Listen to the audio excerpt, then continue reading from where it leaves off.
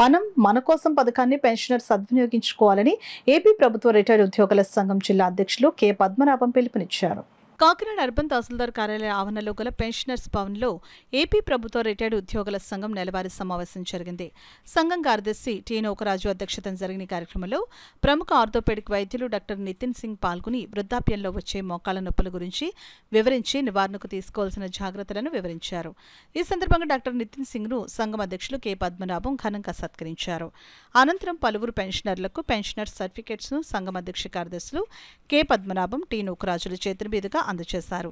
ఈ సందర్భంగా సంఘం అధ్యక్షులు కె పద్మనాభం మాట్లాడుతూ మనం మన కోసం పథకాన్ని ప్రతి పెన్షన్దారులు సద్వినియోగించుకోవాలని అన్నారు. నెలవారీ సమావేశానికి పెద్ద సంఖ్యలో పెన్షనర్స్ పాల్గొనడం చాలా సంతోషంగా ఉందని అన్నారు.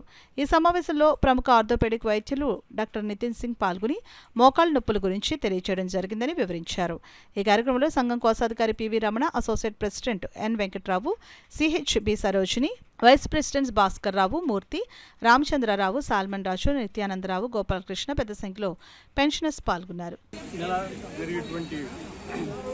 నెలవారీ సమావేశం దీన్ని మన కోసం కార్యక్రమం పెట్టాలని ఉద్దేశంతో రూరల్ ఎమ్మెల్యే గారు పిలవడం జరిగింది. బట్ అనుకోకుండా వారు అర్జెంటుగా విజయవాడ వెళ్ళడంతో ఈ మీటింగ్ రాలేకపోయారు. అయితే మన కోసం కార్యక్రమం కూడా వారి చేతి మీదుగా లాంచ్ చేద్దాం అనుకున్నాం.